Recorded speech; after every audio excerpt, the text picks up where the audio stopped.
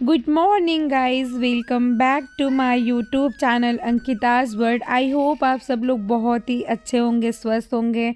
And guys, morning का time है। यहाँ पे मैं उठ गई थी अपना फ्रेशनअप वगैरह हो के, और फिर मुझे आज ना बाबू का बॉटल मेरे पास ना 5-6 बॉटल ऐसे बाबू के हैं। तो जब 3-4 हो जाते हैं मेरे पास, तो मैं दिन में मॉर्निंग में लगा लेती हूँ। उसके बाद दिन भर में 2-3 बॉटल तो उसका निकल ही जाता है। तो फिर मैं उसे अच्छे से वॉश करके मॉर्निंग में लगा देती हूँ, जिससे कि वो पूरा दिन बॉटल चल जाता है। 5-6 बॉटल है तो चल ही जाता है। एंड मैंने बॉटल को स्टेलाइज़र करने के लिए लगा दिया। देन मुझे ये थोड़ा सा ऑयल, जो ट्रे है, ये थोड़ा सा ऑयल गिरा दिख रहा था, तो मैंने सोचा मैं इसे भी लगे हाथ साफ़ कर देती हूँ। क्योंकि मॉर्निंग में जितना काम एनर्जी के साथ आप उठ के कर लो, फिर फुल डे एक बार खाना वगैरह बन जाता है, काम हो जाता है, तो फिर मन नहीं करता। इतनी ज़्यादा ठंड पड़ रही है, बर्फीली हवा पड़ रही है गाइस। प्रयागराज में तो बहुत ही ज़्यादा ठंड पड़ रहा है। समझ में नहीं आ रहा है कि कहाँ की हवा आ रही है। हिमालय से डायरेक्ट आ रही है मुझे लग रहा है। तो ये बहुत ज़्यादा ठंड लग रहा था। तो यहाँ भी हस्बैंड और हम दोनों लोग किचन में हैं। एक्चुअली हस्बैंड ना किचन में चाय बना रहे हैं। एक बार हम लोग का चाय वगैरह हो गया, तो ये थोड़ा लेट है। आज हम लोग ना थोड़ा लेट से उठे हैं, लेट मॉर्निंग काम स्टार्ट है।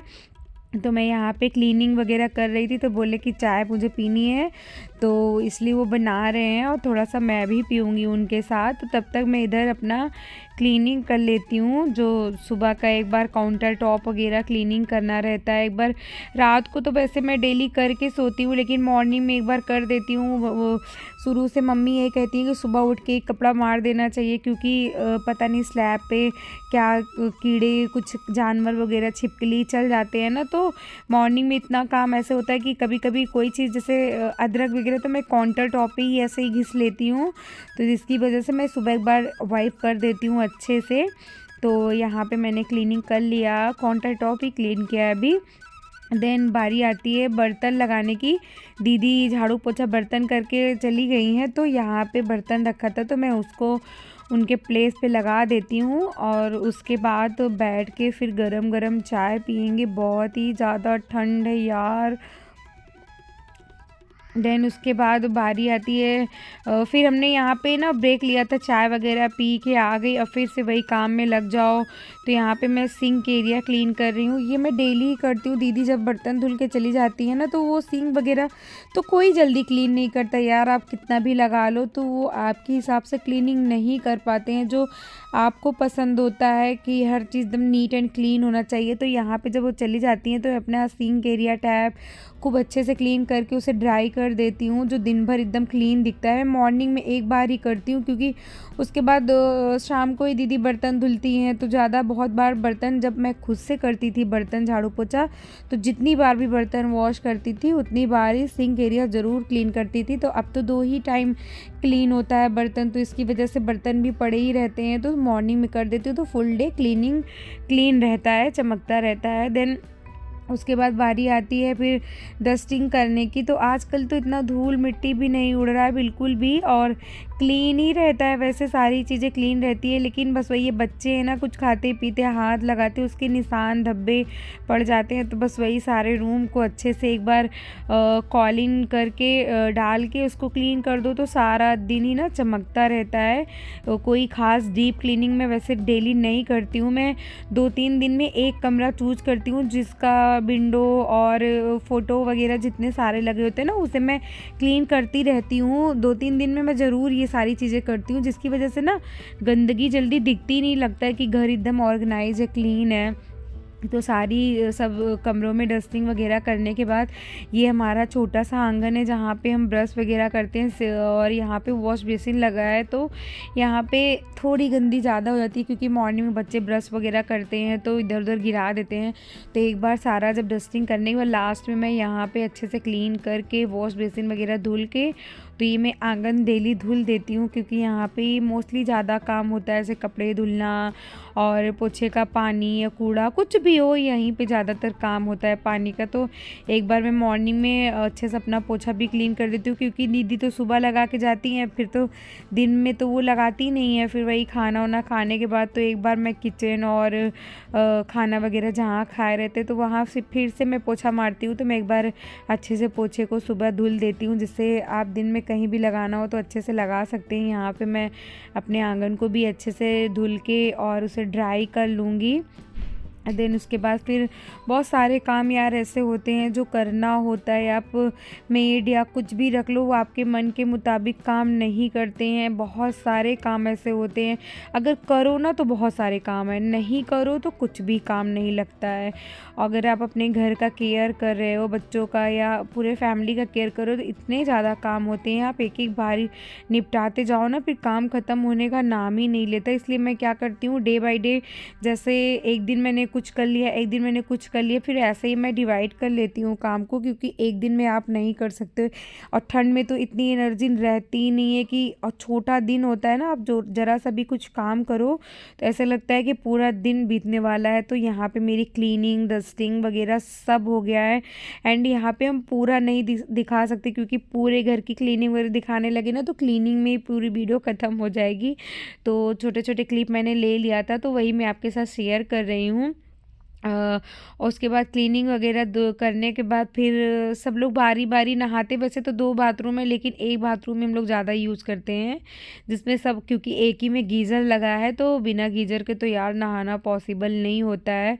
तो सारा डस्टिंग क्लीनिंग करने के बाद मैं आ गई थी किचन में। एक्चुअली आज मैं बनाऊँगी उड़द दाल की कढ़ी, जिसको हमारे यूपी में रिकवच भी बोलते हैं, हम लोग रिकवच बोलते हैं उड़द दाल। और मैंने रात को भिगो दिया था, तो मैं चना दाल थोड़ा सा भिगोना भूल गई थी, तो मैं मॉर्निंग में गर्म पानी में उसे भिगो दी थी, तो वो अच्छे से फूल गया है। तो यहाँ पे मैं पहले मसाले तैयार कर लूँगी, लहसुन, प्याज, मिर्च, अदरक, सारी चीज़ों को ना बारीक पीस लूँगी। उसके बाद फिर मुझे ये उड़द दाल और चना दाल मिक्स करके पीसना है, क्योंकि चना दाल डालने से ना एक सौंधी सौंधी महक आती है, और ग्रेवी और थोड़ा टेस्ट में भी फ़र्क पड़ता है, और ग्रेवी भी बहुत अच्छी लगती है। और आप बना के देखिएगा इस तरह से। बहुत लोग बहुत तरीके से बनाते हैं, बहुत लोग ना फ्राई नहीं करते, डायरेक्ट मसाले में डालते हैं। मैं दोनों तरह बनाती हूँ, लेकिन पता है पर्सनली मुझे मेरे हस्बैंड को ना फ्राई वाले पसंद है। वैसे कच्चे वाले थोड़ा कम पसंद है, लेकिन जैसे पहले दादी वगैरह नानी ना, उनको कच्चा वाला बहुत अच्छा लगता है। तो यहाँ पे देखिए मैंने दाल को बहुत अच्छे से पीस लिया है।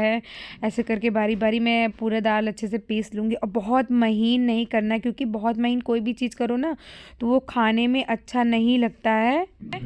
थोड़ा सा दरदरा दाल पीसो ना तो बहुत अच्छा टेस्ट आता है। तो यहाँ पे मैंने अपने दाल को और मसाले अच्छे से तैयार कर लिए हैं। तो उसके बाद फिर ये सारा चीज़ क्लीन करके ना, फिर उसके बाद इसको ना दाल को बहुत अच्छे से फेंटना होता है। और अच्छे से इसको फेंटने के बाद ना, तो इसमें हींग भी ढेर सारा डाल लीजिएगा, क्योंकि ये उड़द दाल है।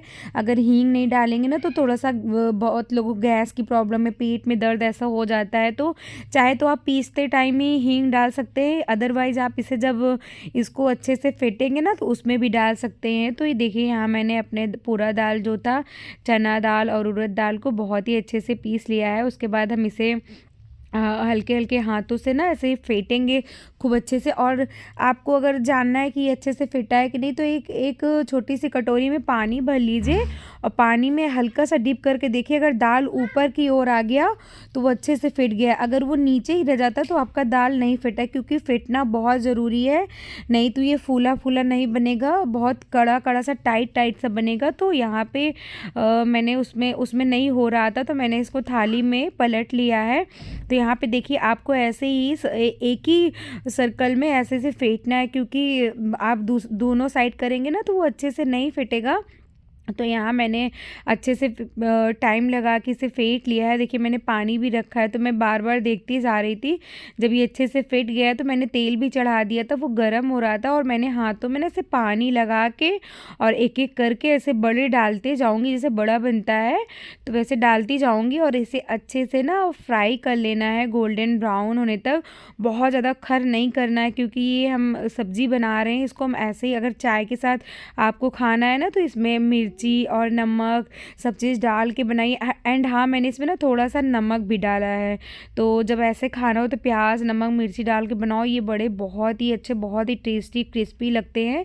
तो ये देखिए मैंने ऐसे से करके 4 डाल के इन्हें फ्राई कर लिया है। सारे बड़ों को अच्छे से फ्राई कर लूँगी और उधर मेरे बड़े फ्राई हो रहे, इधर मैं दाल चढ़ा दूँगी, मूंग का दाल। एक्चुअली हम लोग सब लोग तो सब्जी के साथ राइस और रोटी खा लेंगे, लेकिन बाबू किससे खाएगा, तो उसके लिए मैंने यहाँ पे दाल भी चढ़ा दिया है और एक तरफ दाल भी रख दूँगी। और बहुत ही प्लेन दाल बनाऊँगी क्योंकि बाबू खाएगा ना, तो बहुत मसाले वगैरह इस सब मैं बाबू को भी नहीं खिलाती हूँ। तो यहाँ मैंने मूंग दाल में पानी और हल्दी डाल के रख दिया है और बाद में मैं इसे हल्का सा घी और जीरे के साथ तड़का दे दूँगी। तो वहाँ मेरा दाल भी हो रहा है और मैंने चावल भी एक साइड भिगो के रख दिया, अभी नहीं चढ़ाया है। तो यहाँ पे देखिए बड़े बहुत अच्छे से जो हमारे पकौड़े हैं वो हो गए हैं। तो इन्हें मैं ऐसे बारी बारी करके ना सारा फ्राई कर लूँगी। उसके बाद फिर मसाले में बनाना होगा। तो आप देखिए मैं कैसे बनाती हूँ एंड बताइएगा कौन कौन ये वाली कढ़ी को खाया है। और बहुत ही टेस्टी लगता है ये, खाने में बहुत ही यम्मी लगता है।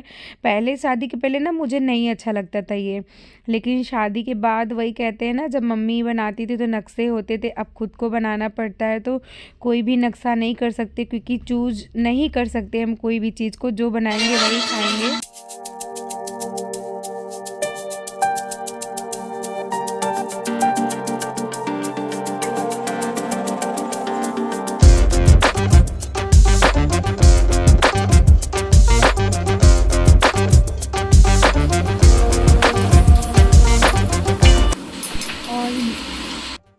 और सारे बड़े मेरे जब फ्राई हो गए ना, तो मैं यहाँ पे एक्स्ट्रा तेल निकाल दूँगी क्योंकि ऑयल बहुत ज़्यादा हो गया था और हमने फ्राई भी किया है तो उसमें भी ऑयल है ही है। तो यहाँ पे थोड़ा सा ऑयल रहने देंगे, फिर उसमें हम प्याज कट करके डाल देंगे और उसे गोल्डन ब्राउन होने तक अच्छे से भूनेंगे प्याज को। तो यहाँ पे मैंने प्याज को भून लिया है। देन हम इसमें अपना जो मसाला पीसे हैं प्याज लहसुन मिर्च का वाला पेस्ट डाल देंगे। तो यहाँ पे मैंने पेस्ट डाल दिया और इसे अच्छे से हम फ्राई करेंगे जब तक कि ऑयल सेपरेट ना हो जाए, हमारा प्याज लहसुन पक ना जाए। और उधर हमारा प्याज लहसुन पक रहा है। तो यहाँ पे हम बड़ों को ना ऐसे बीच से कट कर लेंगे। आप चाहो तो फुल डाल दो, लेकिन जब उसे मसाले में जब डालेंगे ना तो और बड़े बड़े हो जाते हैं, तो हाफ हाफ रहते हैं तो खाने में भी अच्छा लगता है और इसका अंदर ना पूरा रसा अच्छे से भर जाता है। तो यहाँ पे सारे बड़े मैंने ऐसे ही फ्राई, और मैं कुछ सूखा बड़े ऐसे ही रख ली थी ऐसे ही खाने के लिए। और यहाँ पे देखिए हमारा मसाला अच्छे से फ्राई हो गया, तो इसमें हम सारे ड्राई मसाले डालेंगे। और जो ड्राई मसाले होते हैं हल्दी नमक और मिर्ची और गरम मसाला जीरा पाउडर और धनिया पाउडर, सारे मसालों को यहाँ पे डाल के थोड़ा सा इसमें ना पानी डाल के इसको अच्छे से भूनेंगे जब तक कि हमारा ऑयल दिखने ना लगे, सेपरेट ना हो जाए, तब तक इसे भूनेंगे। और देन क्या करेंगे ना, जिस थाली में हम बड़े को बना रहे थे उस थाली में थोड़ा सा मैंने पेस्ट छोड़ दिया था, उससे मैंने पानी डाल के उसको घोल लिया था। तो ऐसा डालने से ना ग्रेवी थोड़ा थिक बनती है और अच्छी बनती है, बहुत पानी पानी से सब्ज़ी नहीं बनती है। थोड़ा सा दाल आपको बचा के रखना है।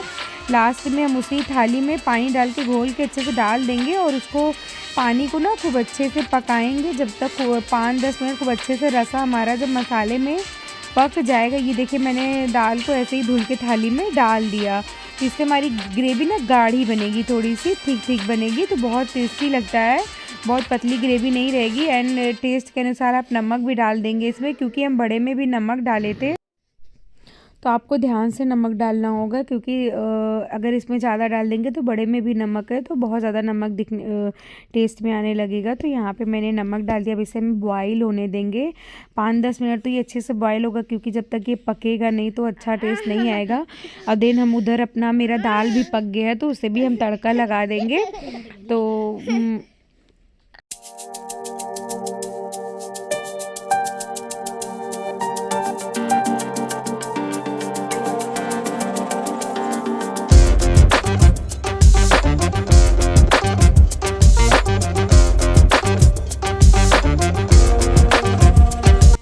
यहाँ पे हमारा रसा ना बहुत अच्छे से पक गया है, तो इसमें हम एक एक करके सारे अपने जो बड़े बनाए हैं उसे डाल देंगे अच्छे से।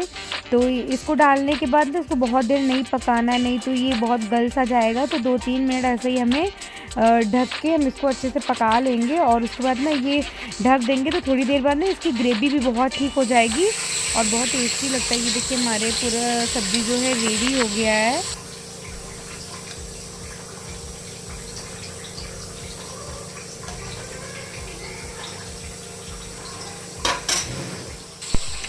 उसके बाद ना मैंने चावल भी चढ़ा दिया था, तो चावल भी हमारा हो गया और दाल भी हो गया। तब बारी आती है रोटियां, तो यहाँ पे मैं अपनी रोटियां भी सेक लूँगी एक एक करके। तो यहाँ पे मैं अपनी रोटियां सेक लूँगी क्योंकि बच्चा मेरे बड़े बेटे को भूख लगी है, तो बोला मम्मा खाना दे दो, तो इसके लिए मैं झटपट से रोटियां भी सेक के हॉट केस में रख दूँगी जिससे वो गर्म भी रहेगा, फिर हम लोग भी बाद में खा लेंगे। तो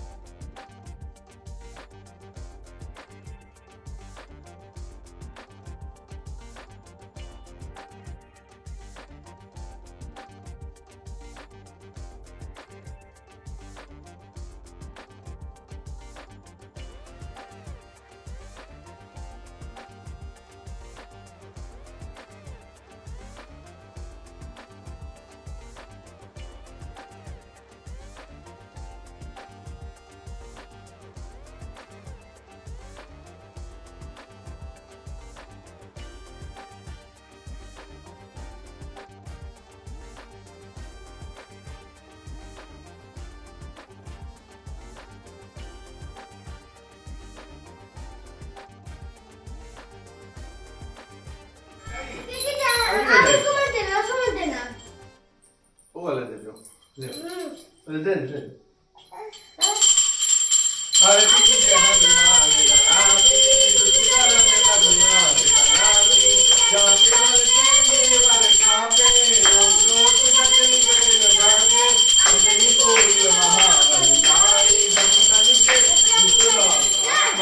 सिंदूर विराजत को मृग पद को।